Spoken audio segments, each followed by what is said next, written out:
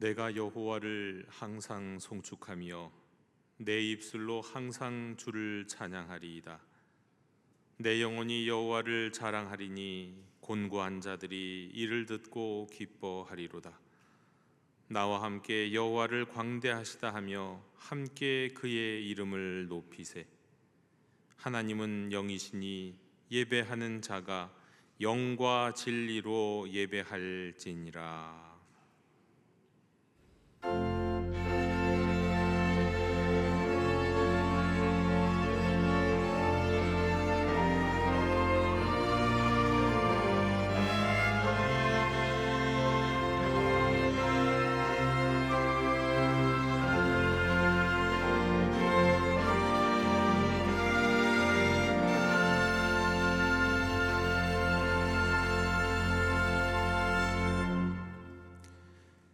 태초에 예수 그리스도 안에서 저희와 은혜의 언약을 맺기로 작정하신 전능하신 하나님 아버지께 영광을 돌립니다. 십자가에서 죽으시고 부활 후 승천하셔서 언제나 우리와 함께 계시고 마지막 때 다시 오실 우리 주 예수 그리스도의 구속의 은혜를 길이길이 찬양하옵고, 오늘 우리 마음에 우리 삶에 임재하셔서 마음으로 생각으로 삶으로 대화로 언제나 하나님과 동행하게 하시는 보혜사 성령님으로 인하여 주를 찬송하나이다. 성부 성자 성령께 세세무궁토록 영광이 있을지어다. 다 함께 자리에서 일어나셔서 오늘 이곳에 계신 성령님을 찬양하시겠습니다.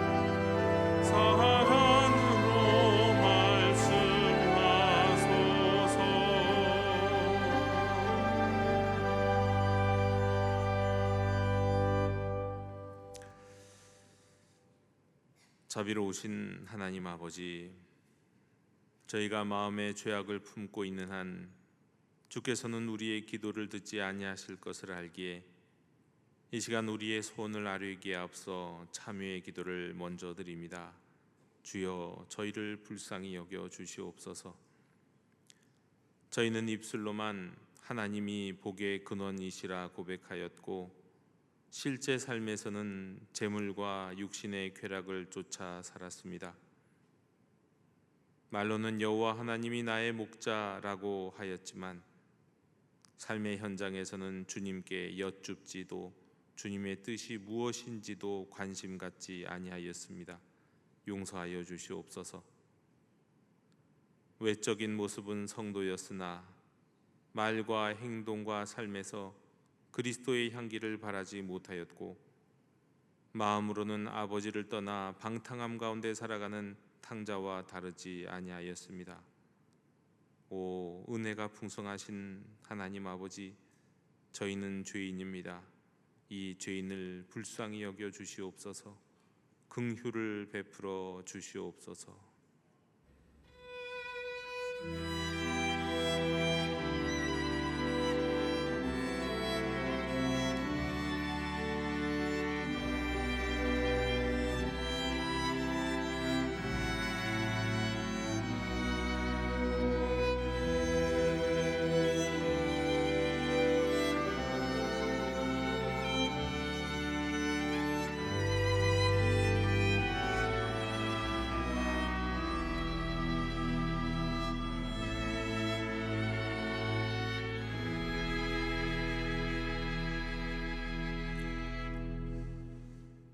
생명의 율례를 지켜 행하여 죄악을 범하지 아니하면 그가 반드시 살고 죽지 아니할지라.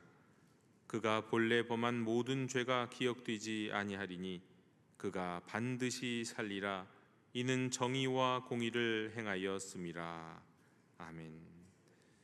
나는 전능하신 아버지 하나님, 천지의 창조주를 믿습니다.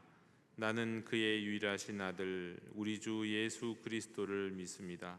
그는 성령으로 잉태되어 동정녀 마리아에게서 나시고 본디오 빌라도에게 고난을 받아 십자가에 못 박혀 죽으시고 장사된 지 사흘 만에 죽은 자 가운데서 다시 살아나셨으며 하늘에 오르시어 전능하신 아버지 하나님 우편에 앉아 계시다가 거기로부터 살아있는 자와 죽은 자를 심판하러 오십니다. 나는 성령을 믿으며 거룩한 공교회와 성도의 교제와 죄를 용서받는 것과 몸의 부활과 영생을 믿습니다. 아멘. 다 함께 자리에 앉으셔서 성시교독 72번을 교독하시겠습니다.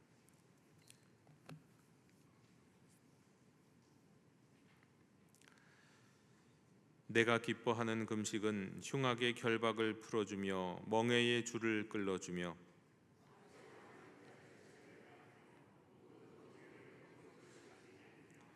또 줄인 자에게 내 양식을 나누어 주며 유리하는 빈민을 집에 들이며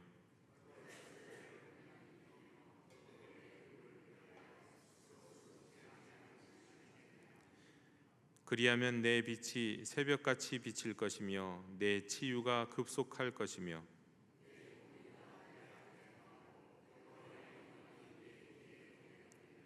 내가 부를 때에는 나 여호와가 응답하겠고 만일 내가 너희 중에서 멍에와 손가락질과 허망한 말을 제하여 버리고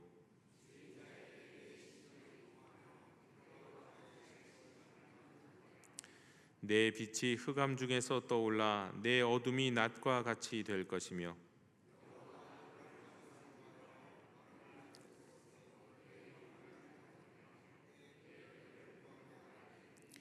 너는 물된 동산 같겠고 물이 끊어지지 아니하는 샘 같을 것이라. 아멘.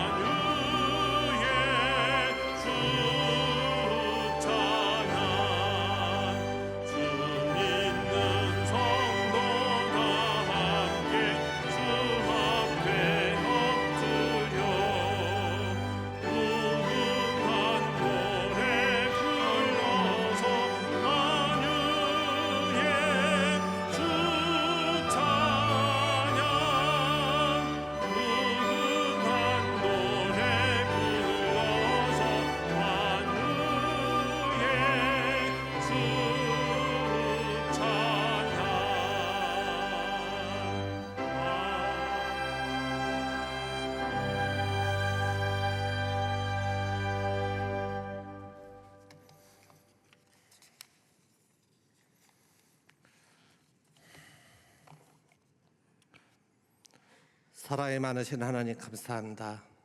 오늘도 저희에게 생명을 주시어 하나님의 전에 나와서 예배를 드리게 하여 주시고 하나님의 은혜를 받고 살 수 있게 하심에 감사드립니다. 오늘 저희 성도들 마음속에 하나님 앞에 드리는 작은 기도 갖고 나왔습니다. 하나님 그 기도 들어주시고 합하여 선함을 이루신 하나님의 뜻대로 응답하여 주시옵소서. 가족을 주시어 서로 사랑하게 하여 주시고 많은 친구와 이웃을 주시어 서로 나눌 수 있게 하심에 감사드립니다. 지금 장마 기간으로 지방에서는 많은 수해 피해를 받고 있는데 그곳에 하나님이 함께하여 주시어 위로가 되어 주시고 희망을 주시어 다시 일어설 수 있게 힘을 주시옵소서. 이제 서울에도 곧 장마가 시작된다고 합니다. 생명을 주심도 하나님이시고 거두시는 분도 하나님이심을 기억하게 하시고 하나님의 은혜 가운데 큰 피해 없이 장마가 지나가게 하여 주시옵소서. 저희 교회에서는 지금 진행하고 있는 영아부 성경학교를 시작으로 각 부서별 여러 성경학교 및 수련회를 진행하고 있습니다. 무엇보다 하나님이 함께 하시는 시간이 되게 하여 주시고 성경을 머리가 아닌 가슴으로 읽어나가는 시간이 되게 하여 주시며 이 행사를 통하여 교인 및 학생들이 하나님 은혜 가운데 친교의 시간을 나누게 하여 주시옵소서. 특히 유소년부에서는 영등포교회 연합으로 여러 교회가 같이 성경학교를 하게 됩니다. 다른 교회 학생들과도 낯설지만 서로 챙겨주고 같이 하나님의 말씀을 듣는 나눔의 시간이 되게 하여 주시옵소서. 성경학교 및 수련회를 준비하시는 목사님, 전도사님 및 여러 곳에서 봉사하시는 분들에게도 은혜를 함께 하시어 봉사 속에서 기쁨을 누릴 수 있는 시간이 되게 하여 주시옵소서.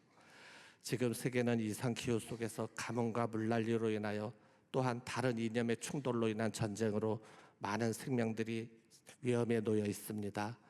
우리가 갖고 있는 이념과 우리들의 욕심을 내려놓고 하나님이 주신 생명의 소중함을 알게 하여 주시어 어려움이 처한 곳에는 봉사와 나눔의 손길을 주시고 전쟁으로 인하여 고통받는 곳에서는 생명의 소중함을 먼저 깨닫게 하여 주시어 이념을 내려놓고 서로 화해하게 하여 주시옵소서.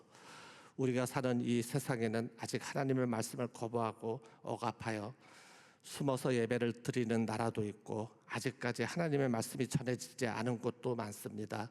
우리가 드리는 미랄 선교 헌금이 귀중한 장소에 쓰여 사마리아와 땅끝까지 전하라고 말씀하신 예수님의 말씀을 준행하는데 귀히 쓰여지게 하여 주시옵소서. 오늘도 하나님께 예배를 드리게 하여 주시며 감사드리오며 이 예배가 신령과 진정으로 드리는 예배가 되게 하여 주시어 하나님이 기뻐 받아주시는 예배가 되게 하여 주시옵소서. 이 예배 준비를 위해 여러 방면으로 봉사한 손길에 하나님의 은혜가 함께하여 주시길 바라오며 우리에게 생명을 주시고 죽기까지 사랑해 주신 예수님 이름으로 감사 기도드립니다.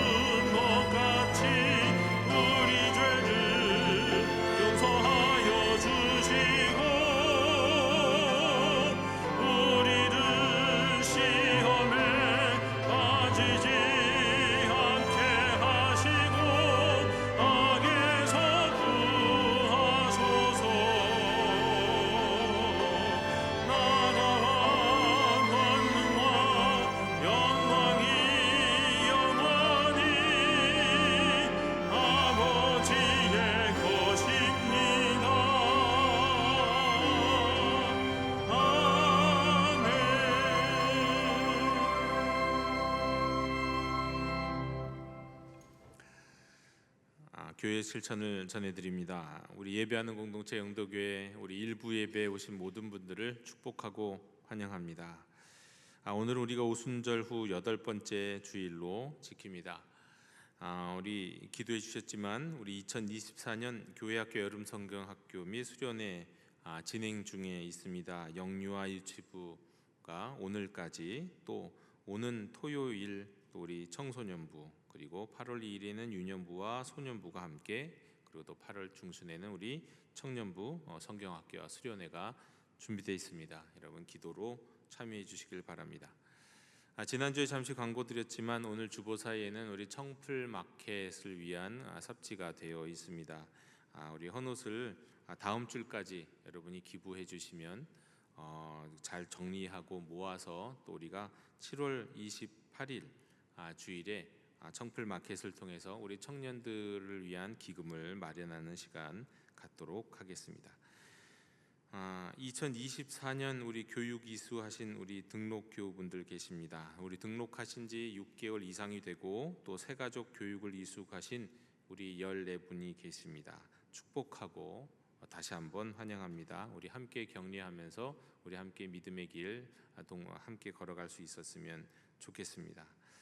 모임 및 안내는 주보와 광고를 잘 참고하시면 되겠습니다.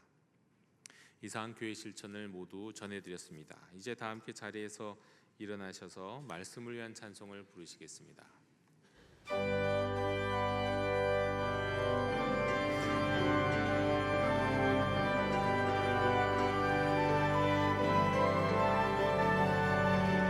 말씀하소서 여호와여,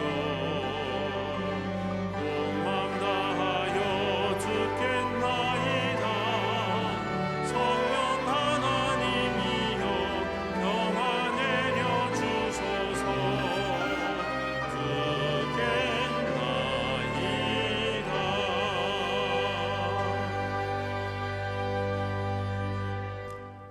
오늘 우리에게 주시는 하나님의 말씀은 예레미야 31장 31절로 34절입니다. 하나님의 말씀을 경청하십시오. 여호와의 말씀이니라. 보라, 날이 이르리니 내가 이스라엘 집과 유다 집에 새 언약을 맺으리라. 이 언약은 내가 그들의 조상들의 손을 잡고 애굽 땅에서 인도하여 내던 날에 맺은 것과 같지 아니할 것은 내가 그들의 남편이 되었어도 그들이 내 언약을 깨뜨렸음이라. 여호와의 말씀이니라. 그러나 그날 후에 내가 이스라엘 집과 맺을 언약은 이러하니 곧 내가 나의 법을 그들의 속에 두며 그들의 마음에 기록하여 나는 그들의 하나님이 되고 그들은 내 백성이 될 것이라. 여호와의 말씀이니라. 그들이 다시는 각기 이웃과 형제를 가르쳐 이르기를 너는 여호와를 알라 하지 아니하리니 이는 작은 자로부터 큰 자까지 다 나를 알기 때문이라. 내가 그들의 악행을 사하고 다시는 그 죄를 기억하지 아니하리라. 여호와의 말씀이니라. 아멘. 자리에 앉으시겠습니다.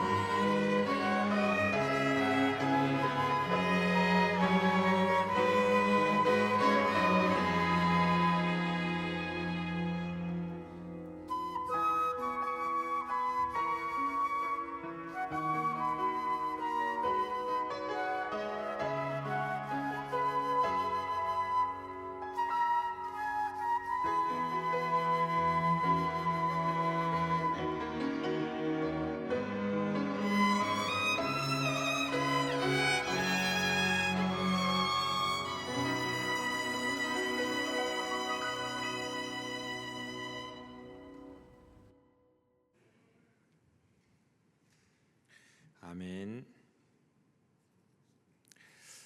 예레미야는 유다의 마지막 다섯 왕들의 시대를 살았던 예언자입니다. 요시야 왕 때 등장을 했습니다.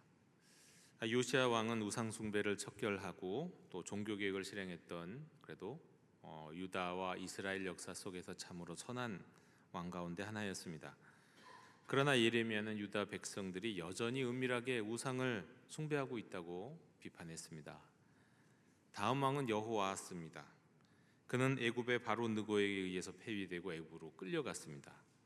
그의 통치 기간은 아주 짧았기 때문에 예레미야 활동이 기록되어 있지 않습니다.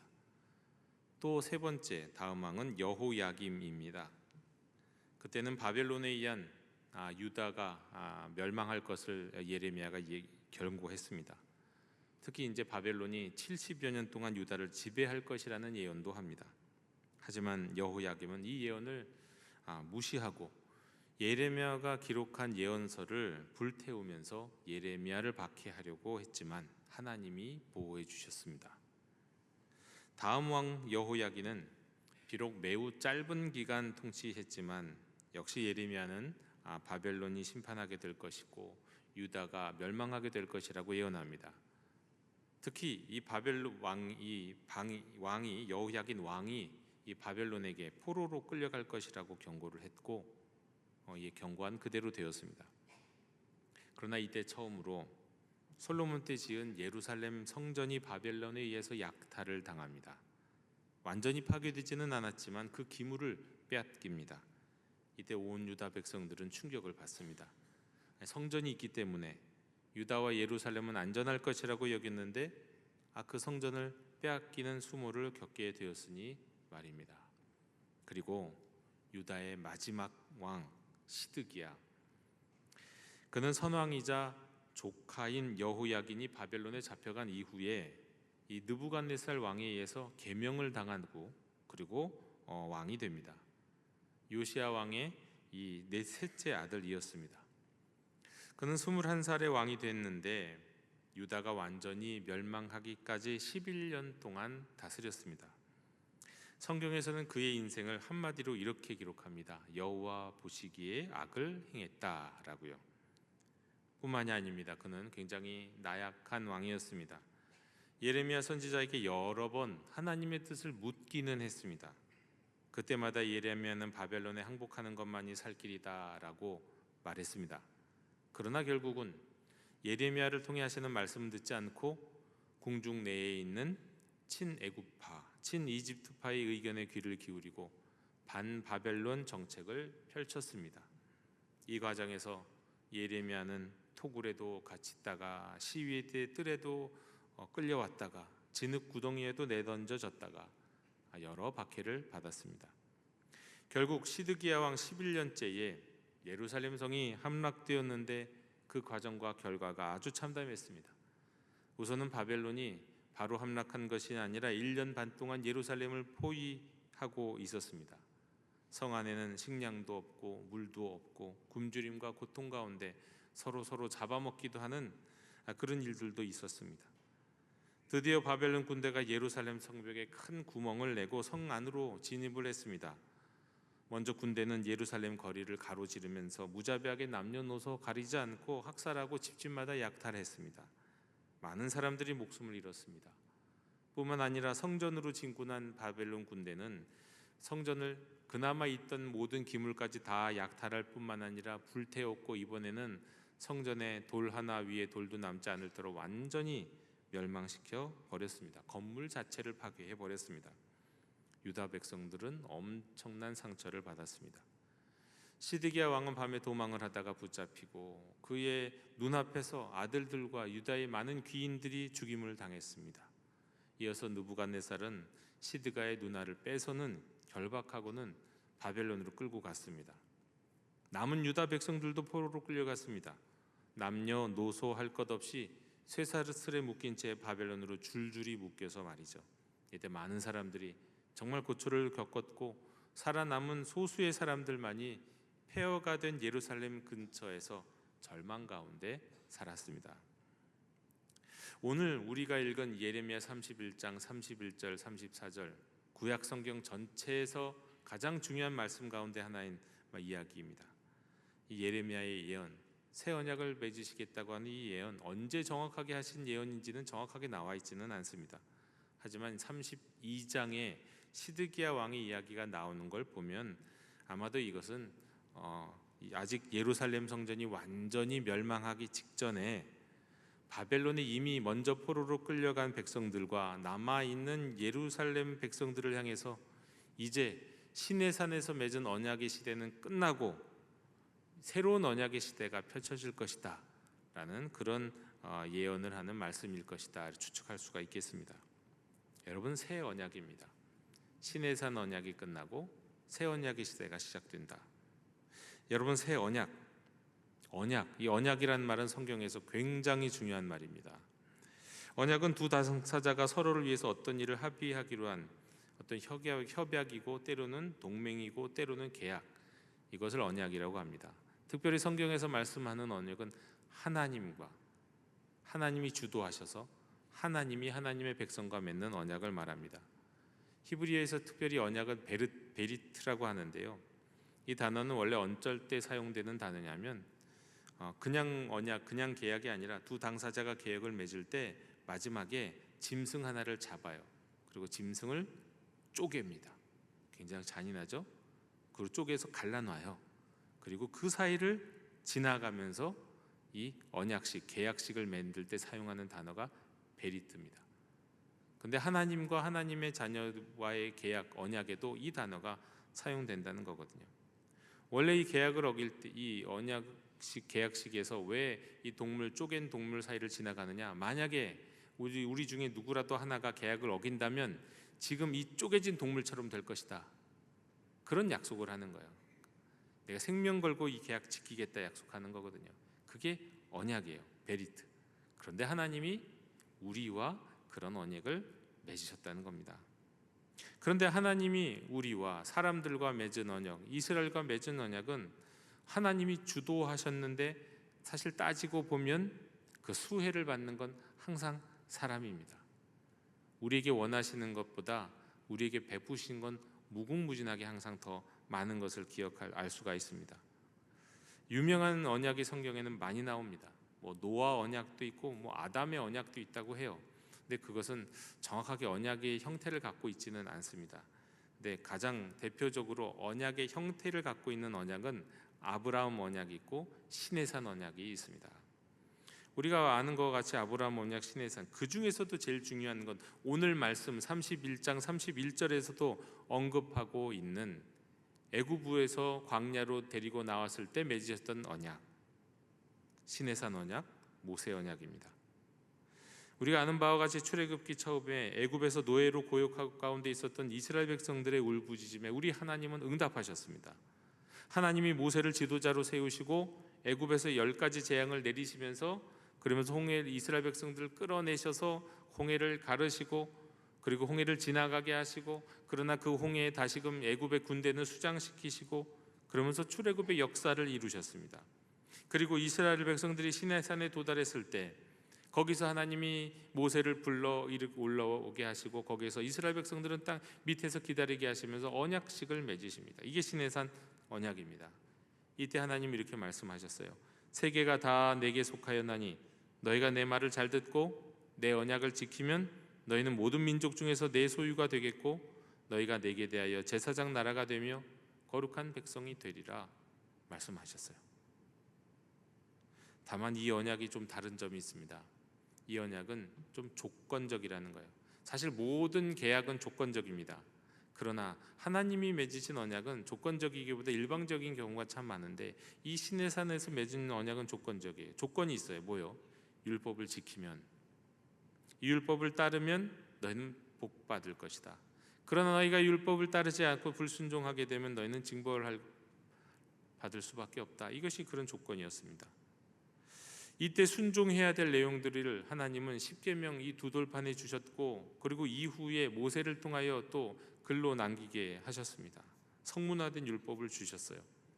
그러나 결국 이스라엘은 이 돌판과 글로 기록된 율법을 지키지 못합니다. 그리고 예언자들을 통해서 하나님이 끊임없이 여러 번 경고하셨는데도, 특별히 오늘 이 예레미야 선지자와 같은 선지자를 통해서 반복해서 경고하셨는데도 불구하고 언약을 맺었으면 지켜야 할 언약의 내용, 율법의 내용이 있는데 결국 그것을 불순종함으로 말미암아 드디어 시드기야 왕 때 완전히 멸망하기에 이르는 상황에 처하게 된 겁니다. 이때에 예레미야를 통해서 하나님이 말씀하신 겁니다. 31절에 여호와의 말씀이니라. 보라, 날이 이르르니 내가 이스라엘 집과 유다 집에 새 언약을 맺으리라. 새 언약입니다. 새 언약. 여러분, 새 언약 이게 왜 중요할까요? 새 언약, 이걸 한자로 하면 뭐라고, 한자로 줄여서 말하면 뭡니까? 새 언약? 신약이에요. 우리가 말하는 구약 성경, 신약 성경 할 때 그 신약, 그것이 새 언약이거든요. 신약 성경의 이 신약이라는 말이 바로 여기서부터 시작되는 말이기 때문에 이 예레미야 31장 31절부터 34절 이 말씀이 참 중요한 말씀인 겁니다.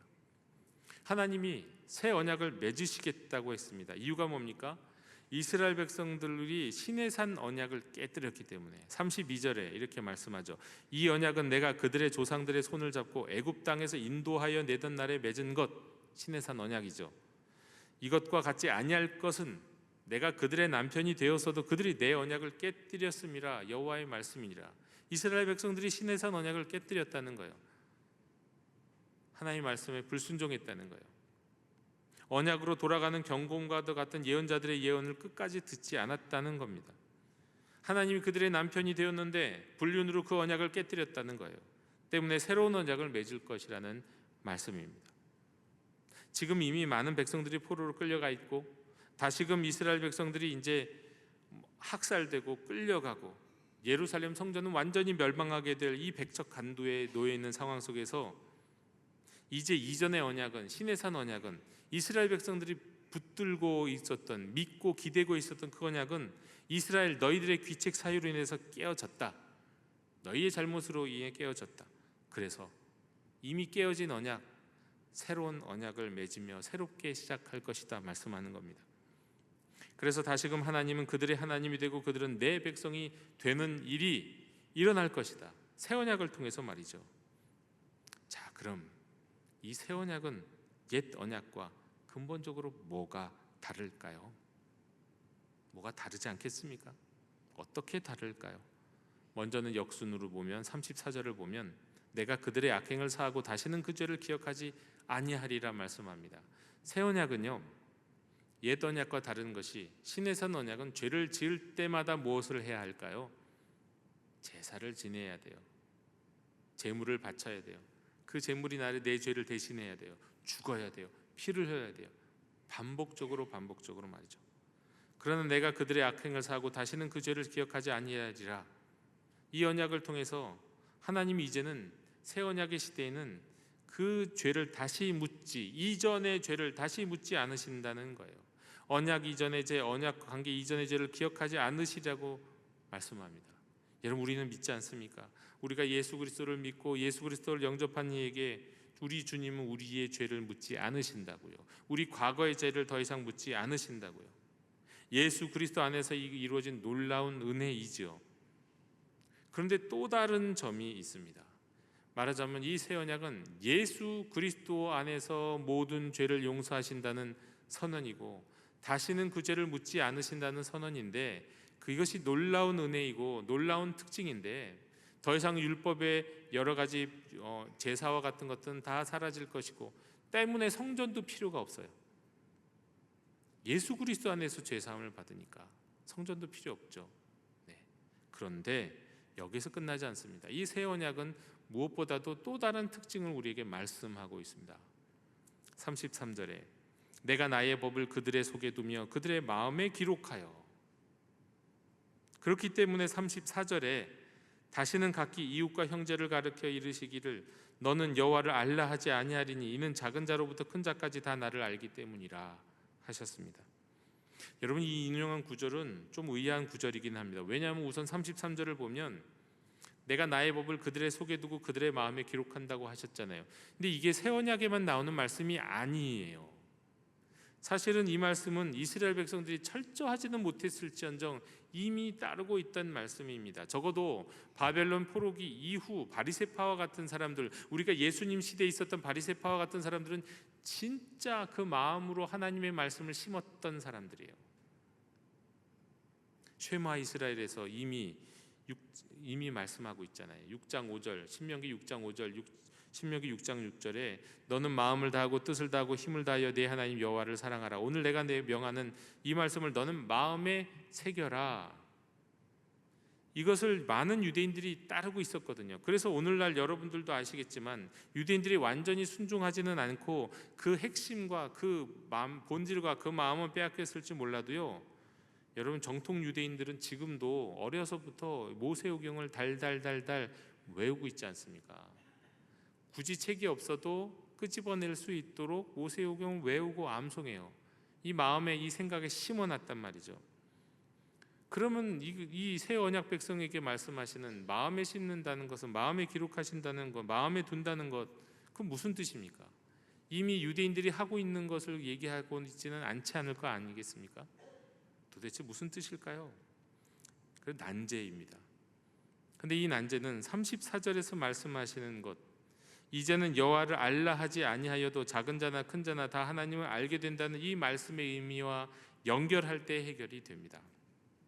그것은 뭐냐면, 이제는 시내산 언약이 돌판에 기록된 것처럼 외적인 기준, 그들의 삶의 형태를 너무도 세세하게 강요하고 있던 형식적 기준에 따른 신앙생활이 아니라, 율법에 보면 얼마나 많은 삶의 규정들이 있고 예배의 규정들이 있습니까? 네, 너무나도 많은, 이대로 사는 것이 거의 불가능하다 싶을 정도의 그런 규정들이 있는데요. 네, 그런 것이 아니라 마음으로 하나님의 임재 가운데 하나님을 직접 마음으로 경험하며 살아가는 삶이 이루어진다는 뜻입니다. 구약의 백성들 가운데 여러분 한번 생각해 보십시오. 하나님을 마음으로 느끼고 하나님이 나와 함께 하심을 느끼면서 그냥 그 믿음 가운데 살아갔던, 날마다 주님과 동행하며 살아갔던, 주님과 대화하며 살아갔던 사람이 몇이나 있을까요? 예언자 정도 되면 아마 그렇게 살았을 것이다 라고는 이해할 수 있겠지만, 대부분의 사람들에게 있어서 그건 자기 일이 아니었어요. 대부분의 사람들에게 있어서는 성경은 밖에 있는 것이고, 그리고 마치 우리가 이 땅에서 대한민국을 살아가면서 법을 지키면서 살아가는 것처럼 이 외부에 있는 법이에요. 최소한 이것을 지키고 최소한 어기지 않으면 되는 그런 법으로서 존재하고 테두리로서 존재했단 말입니다. 여러분, 그런데 이제 새로운 시대가 온다는 거예요. 법의 테두리가 아니라 그 법이 내 마음에 들어온다는 거예요. 내 마음에. 그저 내가 그 법을 암송하듯 기억하는 것이 아닙니다. 정말 내 마음에 그 법이 들어오는 일이 벌어진다는 겁니다. 이 얘기는 뭡니까? 마음으로 하나님의 임재 가운데 하나님을 직접 부딪히고 하나님을 직접 대면하며 살아계신 하나님이 내 마음에서 나를 다스리시면서 나를 인도하시는 새로운 삶이 시작된다는 겁니다. 여러분, 이거는 단지 성경을 많이 읽었느냐, 많이 기억하느냐, 신앙의 연륜이 있느냐, 직분이 있느냐와 아무 상관없습니다. 아무 상관없어요. 성경을 많이 읽었느냐에 달려있는 게 아니에요. 성경을 어떻게 읽었느냐에 달려 있습니다. 어떻게 읽었느냐.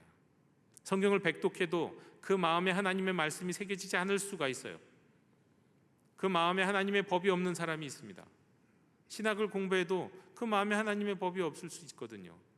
그러나 하나님의 말씀을 어떻게 대하고 어떻게 읽느냐에 따라 그 마음에 하나님의 법, 곧 법이요 진리이신 그리스도가 그 안에 들어오셔서 그 안에서 살아계셔 역사하시는 역사가 나타날 수 있다는 겁니다. 모두가 나이, 연륜 이런 것을 넘어서서 모두가 다 하나님을 직접 경험할 수 있는 거예요. 예수님을 내가 50년 믿었다고 더 잘 믿는 것 아닙니다. 하나님을 마음으로 느끼고 동행하는 것 아니에요. 내가 당장 오늘 예수님을 알게 되었고 오늘 성경을 처음 펼쳐 읽어봐도요, 그 마음속에 하나님의 영이 살아서 그분과 동행할 수도 있어요. 그래서 누굴 보고 너 큰 자나 작은 자나 너는 주님을 알라 그런 얘기가 필요 없다는 거예요. 각자가 하나님을 직접 경험하며 주님과 사귐 속에서 살아갈 수 있는 시대가 열린다는 겁니다. 그야말로 예배 시간에만, 성경 시간에만, 성경 읽는 시간에만, 기도하는 시간에만 하나님이 잠시 나의 하나님이 되고 나는 하나님의 백성으로 잠시 살아가는 것이 아니라 모든 삶의 순간순간에 마음으로부터 하나님의 백성, 하나님의 자녀가 되어서 하나님과 영광을, 하나님의 살아계심을, 인격적인 만남을 누리면서 사는 삶, 모든 순간에 하나님과의 교제가, 사귐이 지속되는 삶을 살게 된다는 거예요. 이것이 새 언약의 시대에 우리에게 주신 하나님의 약속입니다. 이스라엘 백성들 가운데 그렇게 산 사람은 없단 말이에요. 예언자들 정도는 말고요. 그렇게 살지 않아요. 성전에 들어갔을 때 제사장이고 대제사장이라 또 거룩하게 살지만 성전에 들어갔을 때 그때야 하나님 앞에 서는 거예요.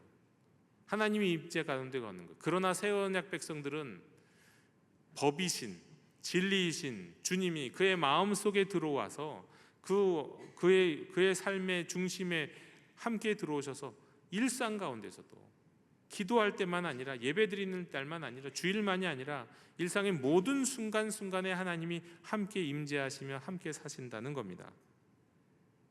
지난 주일에 하늘을 잊은 채 사는 사람, 삶의 일상 속에서 하나님을 경외함 없이 살아가는 사람은 심지어 그리스도인들이라고 하더라도 더 많은 시간을 하나님의 임재가 아닌 내 생각과 뜻과 선택 속에서 살아가게 되면 그 사람의 삶이 어떻게 된다고요? 그 사람의 가정이 어떻게 된다고요? 그가 속한 공동체, 그런 사람들이 모인 교회가 어떻게 된다고요? 시장바닥처럼 된다고 말씀드렸습니다. 시장바닥처럼 된다고. 무질서하고 시끄럽고 추하고 오직 이익만을 탐하는 탐욕으로 가득하게 된다고 말씀드렸어요. 여러분, 그런 분들이 성경을 안 읽어서 아닙니다. 성경을 기억하지 않은 게 아니에요. 훈련을 안 받아서가 아니에요. 직분이 없어서가 아니에요. 기도도 열심히 해요. 그럴 수 있습니다. 그런데 중요한 건 뭡니까? 삶의 모든 순간을 그렇게 살아가지 않는다는 거예요. 내 삶에서 이루어지는 모든 판단이 그런 판단이 아니라는 거예요. 내 입에서 나오는 모든 말들이 그런 말들이 아니라는 거예요. 하나님을 바라보며 하나님을 경외하며 하나님의 임재 가운데 주님과 동행하며 모든 상황 속에서 주님과 대화하며 주님의 마음으로 주님을 향한 생각으로 가득 차 있을 때 그렇게 살아야 하고 그런 시간들이 더 많아야 되는데 아니에요. 아주 일부 시간, 24시간 중에 1시간 기도하고 24시간 중에 30분 성경 읽고 1시간 반은 뭔가 충만한 것 같으나 나머지 시간은 내 생각대로, 내 기준대로, 내 판단대로 살아간다면 하나님을 경외하는 삶인 것 같고 열심히 신앙생활하는 사람처럼 보일지 몰라도 시장바닥처럼 되기 쉽다는 거예요. 그야말로 시장바닥 같은 인생, 시장바닥 같은 가정, 시장바닥 같은 공동체 말이죠. 여러분, 이것은 소위 우리가 종교 생활에 쏟아붓는 시간과 우리의 진정한 신앙의 수준이 비례하지 않는다는 뜻입니다. 신앙의 연륜과도 비례하지 않는 겁니다. 오히려 이제 처음 믿은 사람이, 이제 처음 주님을 알게 된 사람이 오히려 더 간절하게 어른보다 어린아이가 더욱 하나님과 가까울 수 있다는 얘기입니다. 성령의 내주하심 가운데 하나님을 경험할 수 있고 정말 하나님께 완전히 붙잡혀서 살 수 있다는 얘기입니다. 더 하나님 백성다울 수 있다는 얘기예요. 누구보다도 하나님이 그의 하나님이 될 수 있다는 말입니다. 연륜이 아니라 우리가 신앙생활하는 그 단지 예배 시간 나오고 기도하는 그 시간에만 집중하면, 그것만 중요하게 생각하면 여러분 우리의 삶이 근본적으로 바뀌지 않는다는 거예요. 여러분, 이것을 확인할 수 있는 3가지 단계의 질문이 있습니다. 일단 첫 번째 질문은 이겁니다. 당신은 하나님을 믿습니까? 어려운 질문 아니죠. 우리 누구나 다 대답할 수 있는 질문입니다. 그런데 성경에는 말씀하잖아요. 귀신들도 믿고 떠든다고요. 귀신들도 믿고 떠든다고 얘기해요. 그러니까 하나님을 믿습니까로 충분하지 않다는 얘기입니다. 두 번째 질문. 당신은 하나님을 아십니까? 여러분, 이 안다는 것이 지식으로서의 표면적인 알미라고 한다면 그 정도 아는 관계는요, 하나님만 우리가 압니까? 여러분, 수천 명 알지 않으세요? 적어도 수백 명은 알지 않으세요? 하나님 아는 정도로 아는 분들이 여러분 얼마나 많습니까? 만약에 지식이라면 말이죠. 표면적으로 주님을 안다면 말이죠. 그래서 진짜 중요한 질문이 있다는 거예요. 세 번째 질문. 당신은 하나님의 임재 가운데 살고 있습니까? 다른 말로 당신은 하나님의 뜻을 하루 종일 따르며 살고 있습니까? 하루 종일이에요. 하루 종일. 여러분, 새 언약의 백성은 바로 이 점에서 다르다는 겁니다. 신의 산 언약의 백성은요, 시간마다 때마다 지키면 되는 거예요.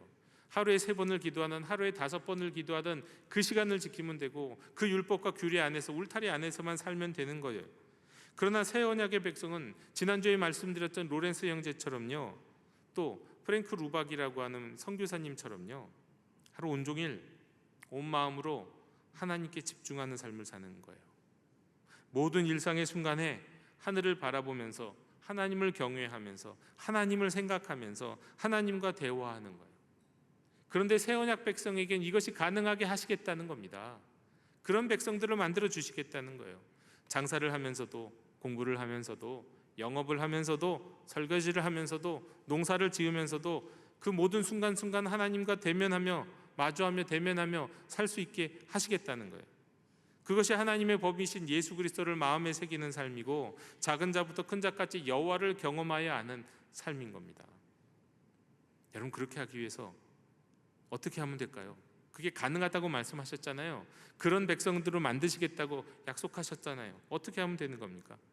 그때 지난주에 말씀드렸던 로렌스 형제의 책을 읽어보는 것도 굉장히 큰 도움이 되고, 이와 같은 결이 같은 분이 또 계시는데, 이게 프랭크 루박이라는 선교사님이에요. 프랭크 루박 선교사님은 이렇게 말씀합니다. 나는 오로지 문을 열기만 했습니다. 나머지는 하나님이 다 하셨습니다. 모든 순간에 하나님께 자신의 마음의 문을 열어드리는 거예요. 제가 말씀드렸잖아요. 예수님 영접하는 거 보통 우리는 인생에 한 번 하는 거라고 말을 하는 분들이 계시는데, 그런 의미도 어떤 부분에서 맞지만 사실은 우리는 날마다 모든 순간마다 주님을 영접해야 합니다. 하나님이 내 마음에 들어오셔서 나를 다스리시도록 모든 순간에 내가 무슨 말을 하려고 할 때, 무슨 선택을 하려고 할 때, 무슨 판단을 하려고 할 때, 아니 멍 때리고 있을 때도 주님이 내 안에 들어오셔서 나를 다스리도록 나의 마음의 문을 여는 거예요. 모든 순간에. 프랭크 루박 선교사는 또 이런 말도 합니다. 나는 단 한 가지만 확인하면 됩니다. 나머지는 그냥 내버려 둘 겁니다. 나머지는 모두 하나님께서 하실 거니까요. 내가 해야 되는 것은 이겁니다. 지금 이 순간, 이 시간 동안 내가 하나님과 끊임없이 마음으로 대화하고 있는가? 그분의 뜻에 내가 온전히 순종하고 있는가? 난 여기에만 집중하면 됩니다. 이게 내가 생각해야 될 전부입니다. 여러분, 삶의 모든 순간에 주님께 마음을 열고 그분과 대면하며 그분이 행하시게 하는 것, 그것이 바로 새 언약을 우리의 삶에서 이루는 것 방법입니다. 루박 선교사는 말하기를, 이렇게 하나님을 마주 대면하면서 직접 체험하면서 사는 삶은요, 내가 끊임없이 경건서적을 막 읽고 심지어는 성경도 막 읽었는데, 그렇게 해서 살아가면서 하나님을 알게 된 것과 비교할 수 없이 한없이 더 풍성하게 하나님을 경험하게 됐다고 말을 해요. 물론 이렇게 새 언약 백성으로 살아가는 삶이, 지난주에 말씀드렸던 하나님의 임재 가운데서만 살아가는 삶이, 모든 순간에 하늘을 바라보며 사는 삶이 쉬운 건 절대 아닙니다. 하지만 그 삶을 살게 되면은요, 어떻게 됐냐면 이전에 내가 살았던 어떤 그 삶보다도 훨씬 더 비교할 수 없는 기쁨과 풍성함을 누리게 된다는 거예요. 프랭크 루박도 이렇게 말해요. 하나님께만 생각을 집중하는 일이 매우 힘이 듭니다. 그러나 그로 인해서 다른 모든 일들이 힘이 들지 않게 됐습니다. 모든 일들이요. 전에는 힘을 들여야 할 수 있었던 일들이 이제는 별다른 노력을 하지 않고도 쉽게 이루어집니다. 왜요? 하나님이 하시니까요. 나는 하나님을 붙드는 거예요. 나는 하나님을 의지하고 하나님을 바라보면 내 삶에 진정한 다른 많은 문제들은 하나님이 행하신다고요. 이렇게 하나님과의 사귐 속에서 살면서 그 맛을 맛보았던 감동은요, 나중에는 어떻게 되느냐, 하나님과 조화되지 않는 어떤 것들이든 간에 이걸 역겹게 느낀다고 합니다. 여러분, 그런 얘기 가끔 들어보셨죠? 성령이 충만한 은혜를 주셔서 담배를 끊으신 분들의 이야기요. 어제까지도 담배가 맛있었는데 어느 날 정말 하나님께 기도하고 하나님께 간구했는데 어느 날 오늘부터 그 담배가 갑자기 맛이 없어지기 시작하더라고요. 역겹더라는 거예요. 늘 피던 담배가 역겹고 구역질이 나더래요. 마치 이거와 비슷한 거예요. 하나님과의 사귐 속에서 살고 하나님의 임재 가운데 사귀는 그 사귐을 맛본 사람들은요, 여러분, 하나님과 조화되지 않은 거룩하지 않은 것들이 역겨워서 그냥 버리게 돼요. 가까이 하지 않게 된다는 얘기예요. 여러분, 하나님의 임재 속에서 누리는 복을 뭐라고 얘기하냐면 이걸 지복이라고 말합니다. 지복은 지질이 복도 없다가 아닙니다. 지극한 복이에요. 이를지 높은 복이에요. 지극한 복. 여러분, 이 지복은요, 우리 보통 사람들이, 세상 사람들이 좋아하는 행복과는 비교할 수 없는 복을 지복이라고 표현해요. 여러분, 이 지복을 한번 경험한 사람은 사람들이 보통 이야기하는 행복이라고 하는 것에서 매력을 못 느껴요. 그래서 항상 그 지복을 허락하시는 하나님과의 사귐, 하나님의 임재를 꿈꾸게 되는 겁니다. 여러분, 이것이 바로 깨어진 시내산 언약을 새롭게 하시는 새 언약입니다. 이것이 바로 새 언약의 백성의 삶의 모습이고 하나님이 우리에게 허락하신 은혜입니다. 하나님은 우리에게 이런 삶을 허락하셨어요. 이렇게 살라고 말씀하셨어요. 이런 삶을 통해서 이 땅을 살면서 천국을 살아라 말씀하십니다. 하나님이 우리에게 약속하신, 그리고 이미 우리에게 선물로 주신 이 새 언약의 시대를 살아가는 성도 여러분, 저와 여러분의 삶이, 특히 예배드리는 이 시간, 기도하는 그 시간, 성경 읽는 그 시간을 넘어서 우리의 일상이 회복되기를 원합니다. 새 언약을 맺어서 우리를 구원하신 우리 주님은 예배 시간에만 우리의 주님이 되기를 원치 않으십니다. 기도 시간에만 우리를 만나기 원치 않으십니다. 우리가 늘 하나님을 생각하고 하나님을 느끼고 우리의 마음을 하나님께 열어드려서 모든 삶의 순간 하나님이 함께 하시는 순간이 되기를 원합니다. 모든 순간 하나님과 대화하며 살기를 원해요. 여러분, 새 언약은 오직 예수 그리스도를 통해서 죄 사함을 얻는 언약이고, 주님을 돌판이나 글이 아니라 마음의, 생각에, 인격적인 만남과 사귐 가운데 오직 우리의 삶이 하나님으로 가득 찬 삶을 사는 언약이에요. 그래야 모든 면에서 하나님은 우리의 하나님이 되시고 우리는 모든 면에서 하나님의 자녀요 백성이 되는 언약입니다. 이 새 언약의 복된 소식을 우리의 입술로, 또 삶의 향기로 온 세상에 전할 수 있는 지극히 복된 그리스도인들이 되시기를 주님의 이름으로 축원합니다. 기도하겠습니다. 주님, 저희들로 하여금 복되게 하여 주옵소서. 행복이 아니라 지극한 복을 허락하여 주옵소서. 삶의 일부가 아니라 삶의 전부가 하나님의 것이요 주님과의 사귐이요 성령님의 충만하심이 되게 해 주옵소서. 새 언약으로 약속하신 천국 같은 일상의 삶을 누리게 하여 주옵소서. 예수님의 이름으로 기도하옵나이다. 아멘. 응답의 찬송 289장 부르시며 봉헌하시겠습니다.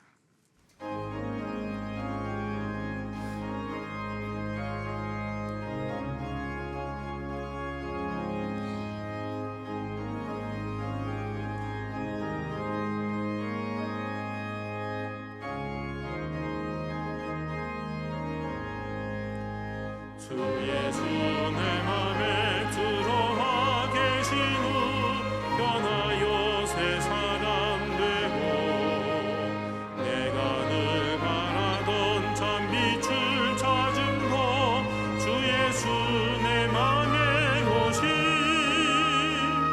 주 예수 내 맘에 오신, 주 예수 내 맘에 오신, 물밀듯 내 맘에 기쁨이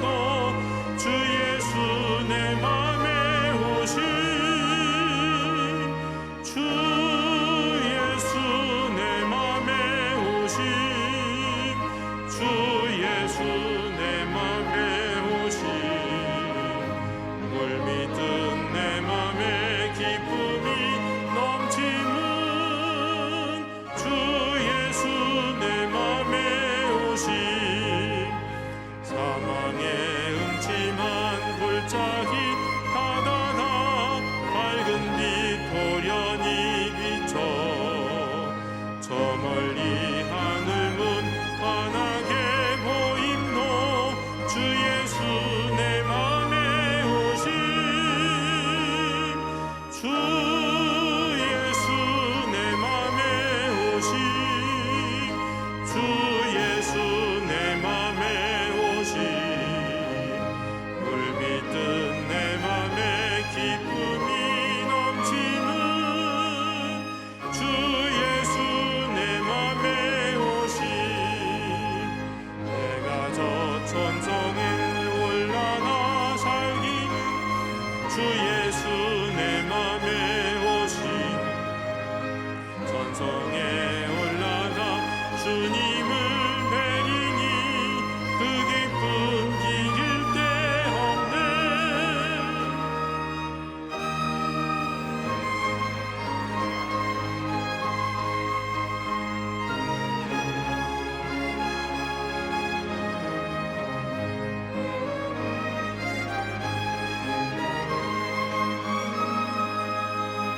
주 예수 내 맘에 오신 주님 감사와 찬양을 올려드립니다.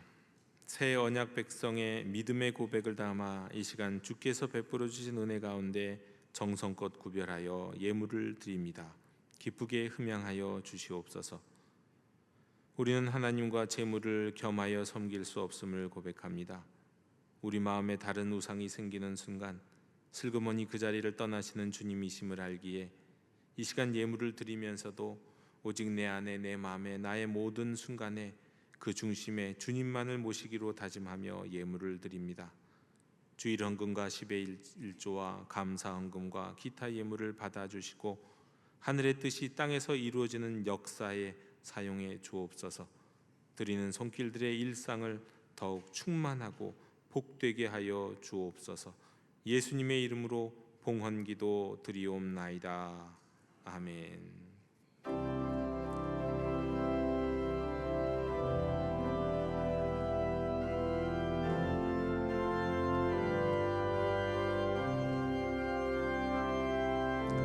말씀 앞에서 경외함으로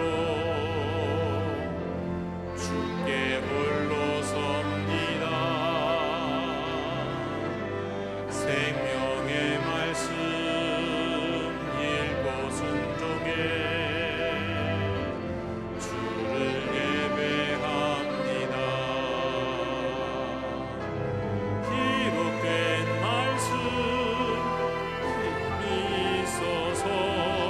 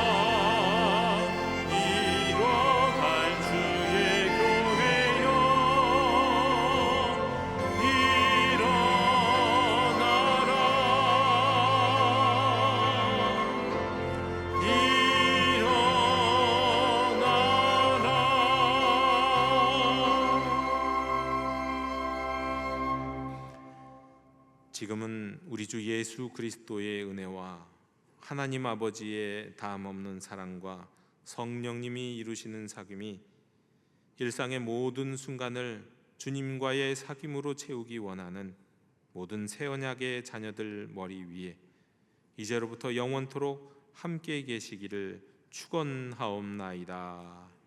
아멘.